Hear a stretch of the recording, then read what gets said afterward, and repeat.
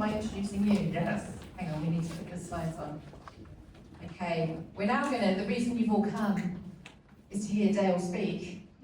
And Dayle has prepared some thoughts in relation to, this is so random how it became this 3 to 30 event. So the theme this year, as Andrew said and as Dayle said at the beginning, is strength in numbers. And it's really a theme that can be interpreted in so many different ways. In fact, Wendy Sarkissian has shared something all about numbers of CO2 emissions and how we travel. And there's all sorts, it could go in any direction. Something happened before Andrew went on leave, and where you said, can we get a newer practitioner speaker to an event? And Dayle put his hand up. And then suddenly, for some reason, I got involved, because I just do, don't I? And then we ended up this being this kind of 3 to 30 thing. About. And then you did from wisdom to curiosity. Yeah, so suddenly it became. Wisdom. Yeah. Yeah, it's all of that. That was ChatGPT, I think, did it. And then it just. Suddenly here we are, 3 to 30. So we're going to hear from Dayle, who works for the City of Mitcham, about his 3 years experience in engagement, but you have been in local government a lot longer than that. Yeah. But yeah, over to you, Dayle. Thank you. Thanks, Becky. So yeah, I've been at the City of Mitcham for close to 7 years now. So I originally was in a quite internal corporate role, sort of corporate reporting, and felt that I wanted to be closer to community. So luckily, Mitcham really just let me dive headfirst into the community engagement space. I was able to move across to marketing engagement. And it's been such a big learning experience. So I thought I'd put together 3 top tips for new community engagement practitioners, but I think this is basically top tips for anyone working in community or in your spaces. So first one, keep being curious. So I think a huge key to success in the community engagement space is constant learning and curiosity. So not just technical knowledge such as the A&P engagement frameworks and knowing engagement methods, but other skills like communication, problem solving, active listening, creativity and empathy. So I really enjoyed hearing stories from other engagement practitioners. So I have plugged Becky's book up there because I read that really early on going, what is community engagement? I don't really know what I'm doing. So that was really good to hear Becky's stories from in the UK and coming across working in councils, which did concern me a bit, but no, but it was really eye-opening and really valuable. And then I've got there Isabella Giavalva, who her role, now bear with me, she describes herself as a community engagement drag queen, participation consultant extraordinaire. So in Sydney, I went to see her show where she does a satirical show about a highway upgrade. She does musical numbers, a whole metaphor about putting lipstick on people to show the engagement spectrum. So you get no choice, you're getting red lipstick. Or I'm going to choose for you, blue red lipstick. Or empowering people to choose their own lipstick colour. So there was all these musical numbers, it was hilarious, really eye-opening. So really I think that's the magic of engagement. It's when we sort of embrace curiosity in all its forms. I think learning from others, finding different perspectives, it creates better conversations, braver ideas, and builds stronger communities. My second point was you don't need to know it all. So when I first moved into the community engagement space, I placed a lot of pressure on myself to know everything. I thought I had to go and I was talking to the community about traffic plans or reserve upgrades without the intricate knowledge of that project. And I thought, well, what if they ask me a really technical question that I don't know the answer to? But what I've come to discover and realise is that our role is not to be the technical experts. We're there to listen and understand and be a conduit between the subject matter expert and the community. It actually, I think, helps not to know it all, as this can sort of lead to your sort of own bias. And I really found it helps build trust and strong relationships if you're sort of open and honest about how you can help them, or that you need to follow up on more detailed questions so you're not just making things up on the spot. So yeah, the value is not in having all the answers, it's about how you listen, how we connect, how we carry insights between the community and the experts, and showing up openly and honestly, sort of building trust. And the last point is around growing a network. So this touches on the strengthening numbers theme. It's It's really important, I think, as engagement practitioners to grow and nurture your networks. It can be quite an isolating role being in community engagement. You're working with limited resources, especially in councils, and it can be quite emotionally demanding if you're dealing with complex and sensitive issues. So I'm going to plug Andrew here again from Social Pinpoint. He's done a great job of cultivating the SA Community Engagement Network, and they have regular catch-ups across different fields and industries all coming together. Have a chat with Andrew if you want to get involved. I think you've done donut days and coffees, morning teas, after work drinks, so it's a really great way to meet lots of different people from lots of different engagement from across the engagement sector. In the local government sector, there's lots of you here today. It's great to see some of you. There was a group that named themselves the Engagers Exchange. And there's another group called the WAN. No, not the band, but it was the Western Adelaide Metro Engagement Team. But I think they're going to need a new name because Mitcham and Adelaide Hills have crashed them. So the little abbreviation doesn't quite work anymore. But these groups have been a really valuable way to share issues, problem solve, and learn from each other. And there's a meeting this afternoon about the new community engagement charter, so it's really valuable that these groups come together. And someone from my own network, Becky, I'm going to throw to her to talk about, I think you're talking about the pros and cons of working in the engagement space, which I'm really keen to hear about. So thanks, Becky.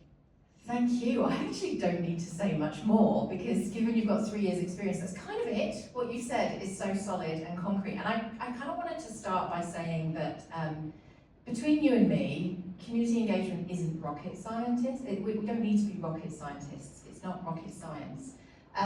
It's not hard to listen to people and to take on board people's lived experiences and that sort of thing. And so I don't actually, I'm starting with a kind of con here, I don't actually know that 30 years experience gives you any kind of extra sort of power, if you like, in terms of your community engagement practice, because you're clearly at the curious stage, as we called it, and are nailing it. So keep doing what you're doing. Thank you, Dayle. One of the pros, though, I've got a list here.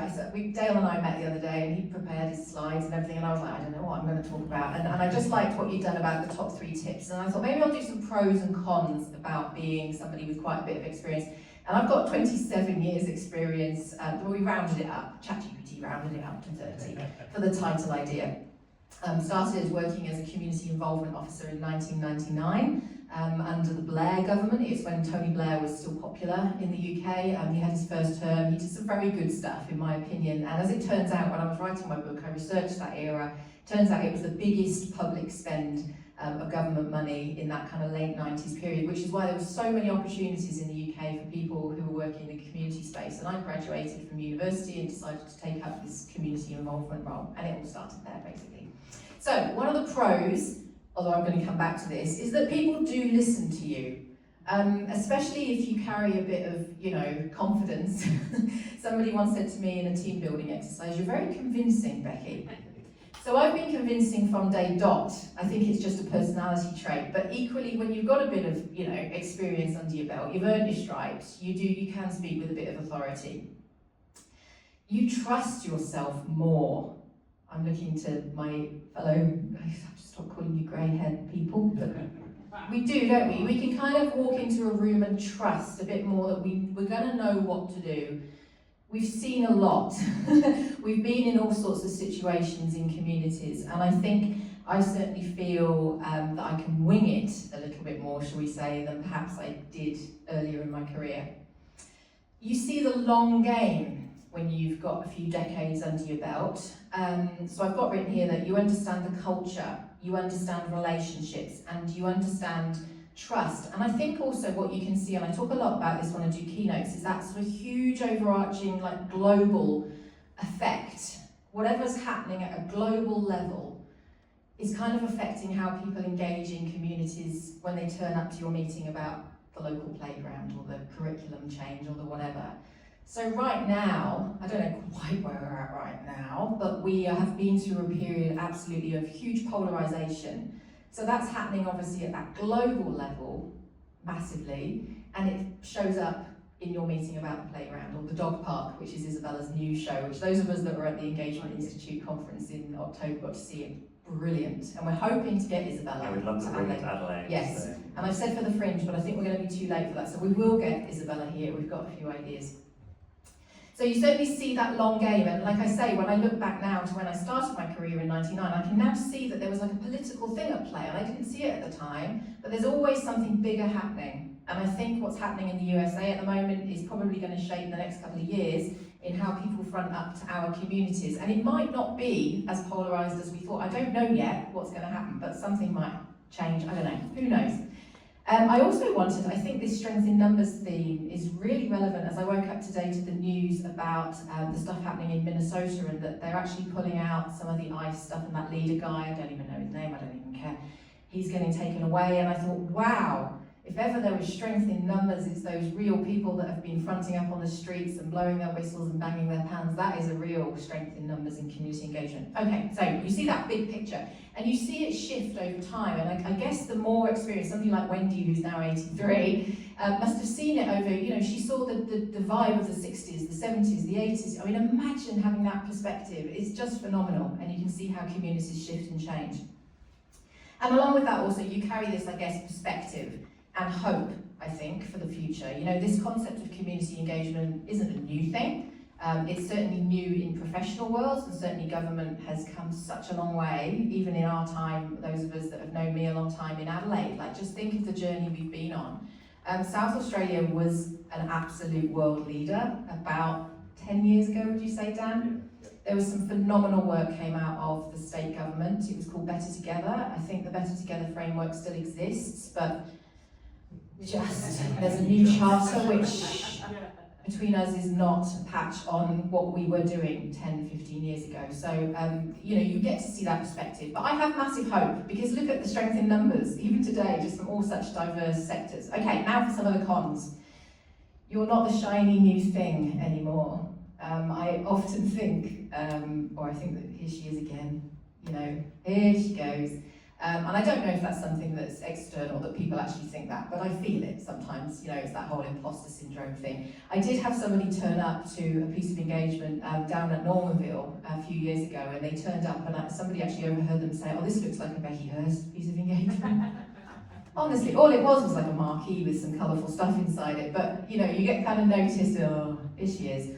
And I hope it's a good thing. Cons, you get complacent. This is a big paranoia of me at the moment, because those of you who I'm connected with on any of the socials will see that I'm always in my leisure wear. You're lucky you haven't had me in my pyjamas yet. There is a woman I follow on Instagram called Pyjama Politics. I'm close to that point. You get complacent, you get kind of relaxed. I'm also fighting AI and fake stuff at the moment. I just think to be 100% real is the best way to be. But I think that complacency could, you know, echo if you've just been doing it a long time. Maybe you don't have to keep trying and coming up with new ideas. You just keep doing what you've always done. You could have that risk of having that whole "we've tried this before" thing. We hear that a lot in communities. You know, if you're working with like a progress association who's got its old members who are saying, oh, we tried that in 1998 and it didn't work, so we're not going to try it now, newcomer. We're not going to try that, we tried it. You have that risk. I don't think I'm that way, but I'm always very conscious to not be that way, that, oh, we did that in the 90s. No, it's not going to work now. Trust me, if we did it in the 90s, it'll work. That was a good era. Cynicism is something I also have. And I've actually got cynicism and burnout here as the same point. Rob knows too well and Melissa know too well. I reached burnout. I reached burnout on a project that I was working on with these guys and had to leave halfway through. And I talk about this as a very real thing because, as Dan said, I think this profession is hard. And when you're dealing with that polarisation, different opinions in communities, groups of people who are coming head to head about something, and we're kind of being wheeled out to find the magic solution, it is hard. And so not only do you get a bit cynical about the whole thing, because the number of times you have seen good engagement processes happen, but then it gets to the decision maker stage and it all gets thrown out, you also get really, really tired of it. And it does take its toll. And then finally, this just might be me, you can get bored after 27 years of doing the same shit. Really, I mean, and like I say, it's not rocket science. The stuff I used to teach 15 years ago is probably the same stuff now. I shouldn't be telling them that, should I, Brett? Like, I'm really new and progressive, but I actually am. But you know, it's the same principles, it's the same thing, and I guess when you've been doing it again and again, it's really hard as an old timer to welcome new timers, like with enthusiasm of like, right, there's this thing and this is what we do, and actually we should be doing that, because that's really important. That's about that sort of generational passing on. I hate, by the way, that I'm suddenly the old one. How has this happened? And I'm only 47, for goodness sake. Okay, the final example I wanted to share with you is I started with talking about people listen to you because you've got the years under your belt, but that's bullshit as well. Because you know, we've seen it all. We've seen, we've had conflict in our meetings. You know, I've facilitated things where we've had to have police presence outside with the protesters, whilst inside we had the armed security guard at the back of the hall, and then we had undercover police in the crowd who stood out like sore thumbs, might I add. These like really cool looking dudes with sunnies on their heads. It's like, dude, you're meant to be undercover. You know, we've been in those situations. We've seen stuff that flares up, and yet I still turn up to a table, to a board table, and say, I think we need to involve these people. I think we need to slow down a minute and involve the right people in making this decision. Have we listened to those people? And more times than not, I am told, nah, should be right, we'll be fine. And more times than not, whatever it is they're about to make a decision on ends up as a headline on the advertiser. It's happened so many times to me. So whilst I started with a pro, that as an experienced practitioner people listen, actually I don't know that they do. And I don't know that it makes any difference if you've got 3 years or 30 years, that we've got to make sure we get heard as professionals. And I think that's where strength in numbers comes into play, doesn't it? That the more we can sing and dance about our profession and come together like this as our strength in numbers, the better we're going to be as an entire sector and get our voices heard. Thank you.